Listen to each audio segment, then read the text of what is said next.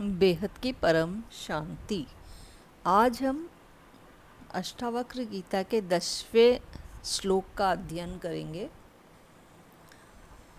यत्र विश्वमिदं भाति कल्पितं रज्जु सर्पवत् आनंद परमानंदः स बोधस्त्वं सुखम चर। यहाँ पर रज्जु का मतलब है रस्सी। अष्टावक्र जी कहते हैं कि हे राजन, जिस ब्रह्म आत्मा में यह जगत रज्जु में सर्प की तरह कल्पित प्रतीत होता है, मतलब इस जगत को हम, ये जगत रस्सी है और हम इसको सांप समझ लेते हैं, वह आत्मा आनंद स्वरूप है। मतलब जिस आत्मा से हम, आत्मा की दृष्टि से जब हम इस जगत को देखते हैं और ये पूरा जगत जो है, ये रस्सी जो है सर्प की तरह प्रतीत होती है, वह आत्मा आनंद स्वरूप है।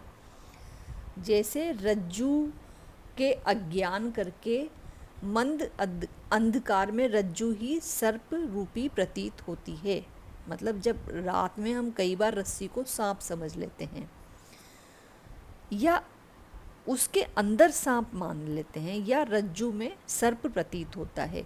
वास्तव में न तो रज्जु सर्प है और न रज्जु में सर्प है, और न रज्जु में सर्प पूर्व में था और न आगे होवेगा और न वर्तमान काल में है, किंतु रज्जु के अज्ञान करके और मंद अंधकार आदि कारणों द्वारा पुरुष को भ्रांति से रज्जु में सर्प प्रतीत होता है, और उसी मिथ्या सर्प को देखकर पुरुष भागता है, गिरता है, पड़ता है, डरता है। जब कोई रज्जु का ज्ञाता उससे कहता है कि यह सर्प नहीं है किंतु रज्जु है, इससे तू क्यों डरता है, तब उसके भ्रम और भय आदि सब दूर हो जाते हैं। वैसे ही आत्मा के स्वरूप को अज्ञान करके पुरुष को जो है जगत भासता है। मतलब इस आत्मा के स्वरूप को हम नहीं जानते और हम इस जगत को जो है सच समझ लेते हैं और जन्म मरण के भय आदि को भासते हैं, जन्म मरण में बार बार आते रहते हैं। जब ब्रह्मविद गुरु उपदेश करता है कि तू ही ब्रह्म है, तेरे को अपने स्वरूप के अज्ञान के कारण यह जगत प्रतीत हो रहा है और वास्तव में यह जगत मिथ्या है और तीनों कालों में तेरे लिए नहीं है। मतलब इस जगत के अंदर जो तीन काल हैं, भूतकाल, वर्तमान काल, भविष्य काल, उन सब से आत्मा परे है। जैसे निद्रा रूपी दोष करके पुरुष स्वप्न में अनेक प्रकार के सिंह, व्याघ आदि को रचता है।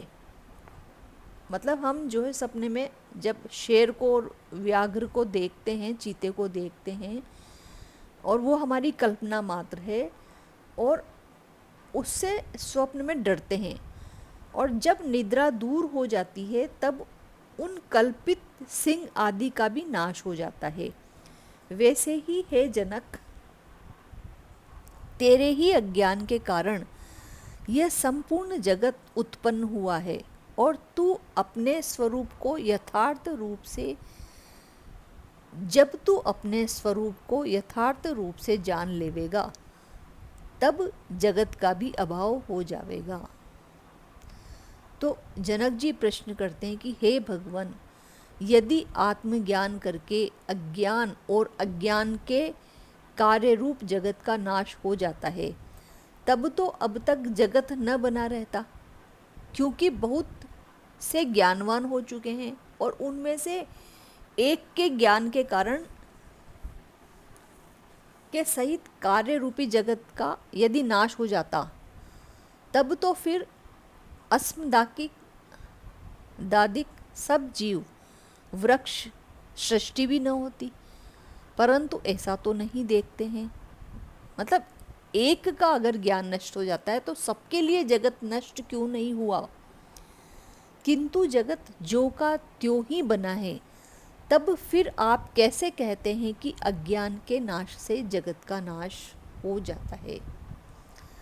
तो अष्टावक्र जी कहते हैं कि हे राजन, जैसे जल की इच्छा करके पुरुष मरीचिका के जल को देखकर उसके पास जाने का बार बार प्रयत्न करता है, उसके पास जाता है, परंतु जब आगे उसको जल नहीं मिलता है तब किसी के बताने से वह जान लेता है कि यह भ्रम है और जो जल मुझे दिखाई देता था वह जल नहीं है।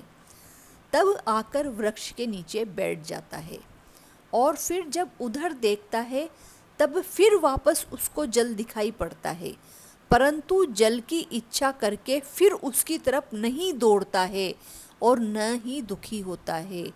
वैसे ही जिसको आत्मज्ञान हुआ है, जिसने जान लिया है कि जगत मिथ्या है और भ्रम है, भ्रम करके प्रतीत होता है, वह फिर दुखी नहीं होता और न उसमें उसकी आसक्ति होती है। किंतु यावत जगत है सब उस सब को मिथ्या जानता है। यह मिथ्यात्व के निश्चय का नाम ही जगत का नाश है। अगर वो निश्चय कर लेगा कि यह जगत मिथ्या है तो वह निश्चय ही जगत का नाश है। यद्यपि स्वरूप से कदापि उसका नाश नहीं होता, किंतु यह अथाह रूप से सदा ही बना रहता है। हे जनक, जिसने अपने आत्मा को सतचित आनंद रूप करके जान लिया, वह फिर जन्म मरण रूपी बंध को प्राप्त नहीं होता है। हे जनक, तू अपने को ही आनंद रूप और परमानंद रूप बोध स्वरूप अर्थात ज्ञान स्वरूप जान और सुख से विचर। तो जनक जी प्रश्न करते हैं कि हे भगवान, अज्ञान एक है या अनेक है? अष्टावक्र जी कहते हैं अज्ञान एक है। तो जनक जी पूछते हैं कि जब अज्ञान एक है तब एक अज्ञान के नाश होने से उसके कार्य जगत का स्वरूप से ही नाश हो जाना चाहिए। तो अष्टावक्र जी कहते हैं कि यद्यपि अज्ञान एक ही है, तथापि उसके कार्य तन्मात्रा और तन्मात्रा का कार्य अंतःकरण रूपी भाग अनंत हैं। अलग अलग घट है, अलग अलग शरीर हैं और उसके अंदर अलग अलग चैतन्य है। तो जैसे आकाश एक है पर घट रूपी उपाधियों के साथ वह अनेक भेद को प्राप्त हो रहा है। जैसे किसी आकाश में धूल भरा हुआ है, किसी में बादल भरे हुए हैं, इस तरीके से अलग अलग आकाश। कोई किसी आकाश में सतरंगी धनुष है तो हमें वो अलग अलग तरह का आकाश प्रतीत होता है। तो उसी प्रकार से जब घट रूपी उपाधि नष्ट हो जाती है तब वही घटाकाश महाकाश में मिल जाता है। वैसे ही जिस अंतःकरण में ज्ञान रूपी प्रकाश का उदय होता है, वही अंतःकरण नाश को प्राप्त हो जाता है और यही वही जीव जो अब तक बंधन में था मुक्त हो जाता है। बाकी सब बंध में पड़े रहते हैं। जैसे सोए हुए 10 पुरुष अपने अपने स्वप्न को देखते हैं, परंतु जिसकी निद्रा टूटती है उसी का स्वप्न नष्ट होता है और बाकी लोग अपने अपने स्वप्न को देखते ही रहते हैं। अतः एवं हे राजन, अब तू अज्ञान रूपी निद्रा से जाग और अपने ज्ञान स्वरूप को प्राप्त होकर सुख पूर्वक संसार में विचर। तो ये 10वें प्रश्न का जो है 10वें श्लोक का अष्टावक्र जी ने उत्तर दिया। अब बेहद की परम शांति। पूरे वीडियो को देखने के लिए सबको बहुत बहुत धन्यवाद।